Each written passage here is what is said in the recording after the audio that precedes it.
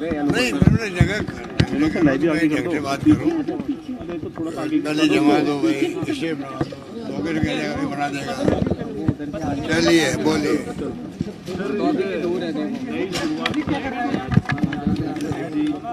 आपकी बहुत बड़ा एक आपका भी सपना पूरा होने जैसा है, राजस्थान के भी है। क्या करो भैया,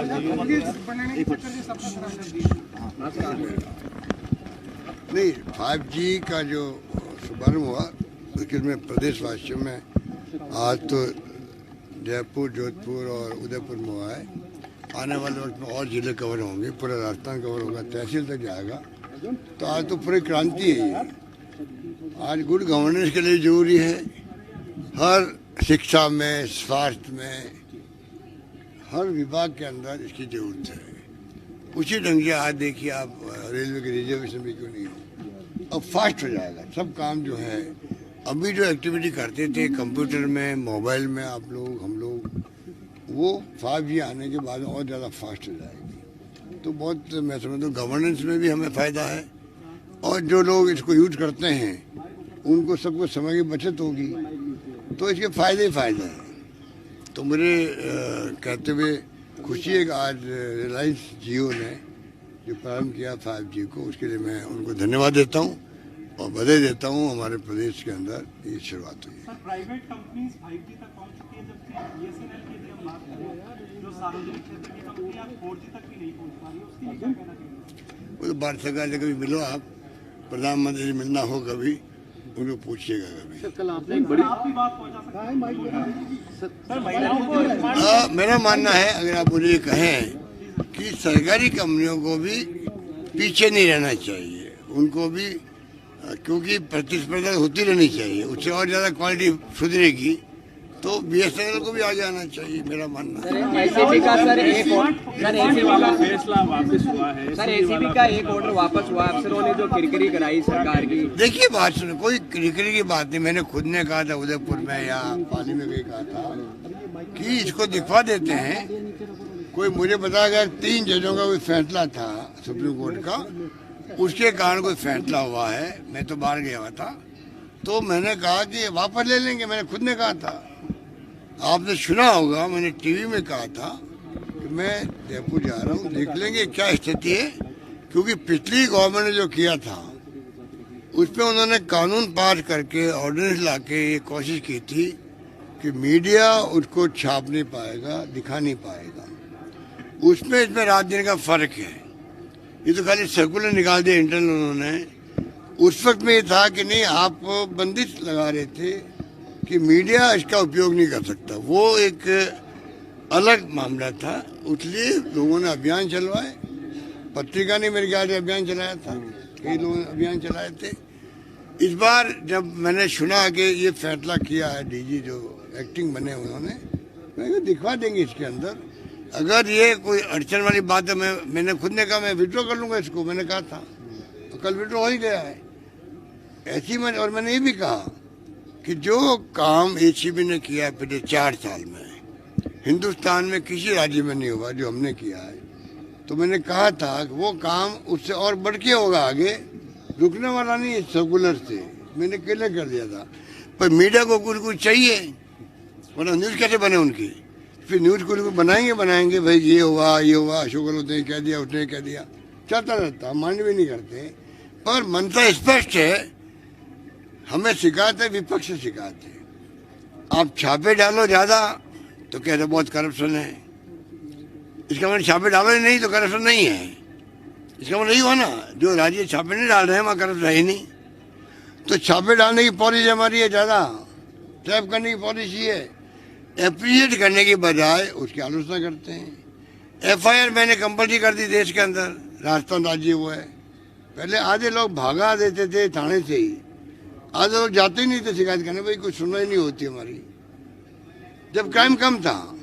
आज मैंने कंपल्सरी कर दिया FIR को, संख्या बढ़नी थी और लोगों में हौसले बढ़ गए। कोई रेप हो गया, घटना हो गई रेप की, पहले लोग जाते नहीं थे। परिवार जिंदगी भर अंतिम सांस तक वो दुखी रहता था कि मेरी बेटी का रेप हुआ, मैं कुछ नहीं कर पाया, और मेरी सुनवाई करने वाला कोई नहीं था, पुलिस ने सुनवाई नहीं करी, वो जमाना था।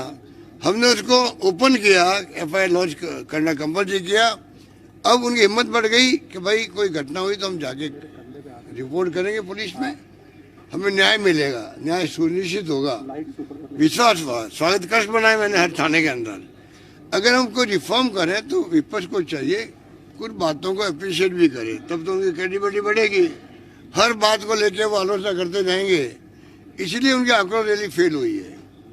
एक पॉइंट उनके पास कहने के लिए नहीं है सरकार के खिलाफ में। तो लोगों ने पूछा आक्रोश हमारा आपके खिलाफ में, आप क्यों आए हो यहाँ पर? 2-2 लोग इकट्ठे मुश्किल से हो रहे हैं, और जब उनकी यात्रा खत्म होती है तो 20 लोग बचते हैं उनके यहाँ। ये स्थिति क्यों हुई ऐसी? क्योंकि उन्होंने मतलब कोई इश्यू बना ही नहीं, उनका बनाना दिया ही नहीं हम लोगों ने। तो ये स्थिति है। कर्ज माफी के लिए आप किसानों के कर्ज माफी की आपने बात कही थी और किया भी है, लेकिन नेशनलाइज बैंकों के कर्ज माफी होते कल, जिसका आपने भी दुख जताया था, तो क्या प्राइम मिनिस्टर को पत्र लिखेंगे सर? नेशनल लिख चुके हैं हम लोग, पेपर लिख चुके हैं और लिख देंगे कि भाई नेशनल बैंक का भी किसानों का हिस्सा जो हम देंगे। हम ये तो कह रहे हैं, जैसे आप उद्योगपतियों के कर्जे या तो NPA करते हो या वन टाइम सेटलमेंट करते हो, उसी ढंग का सेटलमेंट कर दीजिएगा, तो जो हिस्सा आएगा किसानों का वो हम देंगे आपको। यही तो हम कह रहे हैं। बाकी ये जो झूठ बोलते हैं हमारे विपक्ष वाले, 22 लाख किसानों के माफ हुए कर दे, वो आपके ऑनलाइन पर है। 14,000 करोड़ हमने दिए हैं, माफ किए हैं। तो ये तमाम फैक्ट्स ऑनलाइन पे है भाई, फिर भी झूठ बोलते रहते हैं लोग। हाँ, केंद्रीय बैंकों का वो कॉपरेट कर नहीं रहे, हम वहाँ भी किसानों का कर्जा माफ जो उनका रहेगा हिस्सा हम देंगे। वन टाइम सेटलमेंट तो वो करें कम से कम। सर, यूपीए सरकार में रहे कॉन्टेक्ट सिंह अहलूवालिया ने भी अब OPS पर सवाल खड़े किए हैं कि इससे तो आर्थिक आपातकाल आ जाएगा। अब देखिए, सारे इकोनॉमिस्ट जो है वो अपनी उनकी जो इंटेलेक्चुअल उनके पास प्रॉपर्टी है वो काम लेते हैं, वो लोग सब लेते हैं। हम तो ये मानते हैं कि हमारा मैनेजमेंट जो है, हमारा मैनेजमेंट है, वित्तीय प्रबंधन हमारे विभाग ने किया है, हम लोगों ने बैठ के बातचीत करी है। हमारा मानना है कोई काम ऐसा नहीं है जो कि हो नहीं सकता हो। एक सवाल मेरे दिमाग में आता है जो मैं आप लोगों से शेयर करना चाहता हूँ। अगर 60 साल तक देश जो है OPS लागू करके और पेंशन देकर के भी विकास कर सकता है, तो क्या एक इंसान को जो नौकरी कर रहा है कर्मचारी, क्या उसको जिंदगी में बुढ़ापे के अंदर सिक्योरिटी महसूस करने का अधिकार नहीं है? कि मैं एक ही सवाल पूछता हूँ। तो वो समझ के परे हैं। फिर आप बताइए CNAG ने क्यों ऑब्जेक्शन किए? कोई नियम कायदे बनाए नहीं, 15 साल हो गए। क्यों ह्यूमन राइट कमीशन बोल रहा है कि इनके न्याय हो रहा है, क्या होगा बुढ़ापे के अंदर इनका? जुडिशियल कमीशन है, जुडिशरी है, तो उनके कमीशन कह रहा है कि नहीं हम लागू नहीं करेंगे। उसका जवाब भी जो आलोचना करते हैं उनको देना चाहिए, भाई ये क्यों बोल रहे हैं? क्योंकि आज बताइए 35 साल किसे कहते हैं जिंदगी का, उसके बाद में घर पे कई सामाजिक व्यवस्था ऐसी है कि घरों में तकलीफ नहीं आती है, कई घरों में तकलीफ आती है।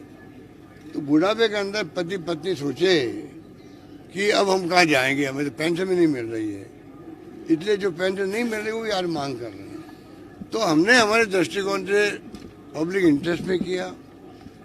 अगर करप्शन करेंगे तो ज़्यादा अच्छा लगेगा कि आपको, अगर कर्मचारी जो है उनको आप पेंशन भी नहीं दोगे तो 35 साल से सोचेगा मैं पैसे कैसे कमाऊं, जैसे बुढ़ापे मेरा ठीक निकले। और मानवीय दृष्टिकोण भी है कि वो तकलीफ पाएगा, टेंशन में काम करेगा, तो गुड गवर्नेंस में वो पूरी तरह भागीदारी नहीं निभा पाएगा, मेरा मानना है। और फिर क्यों उन्होंने भेदभाव किया है? आर्मी को OPS और BSF और OPS नहीं, इंडो टिबेटन पुलिस को OPS नहीं, पैरामिलिट्री फोर्सेज को OPS नहीं, NPS, आर्मी को OPS। ये भेदभाव क्यों? तो ये इसका जवाब देवे इसका। गहलोत साहब, राजस्थान में ये साल चुनावी साल है और उससे पहले आखिरी बजट सत्र पेश होना है, क्या आप थैंक यू से प्राथमिकता रहेगी बजट की? गहलोत साहब, महिलाओं को स्मार्टफोन देने थे, कब तक सरकार दे पाएगी?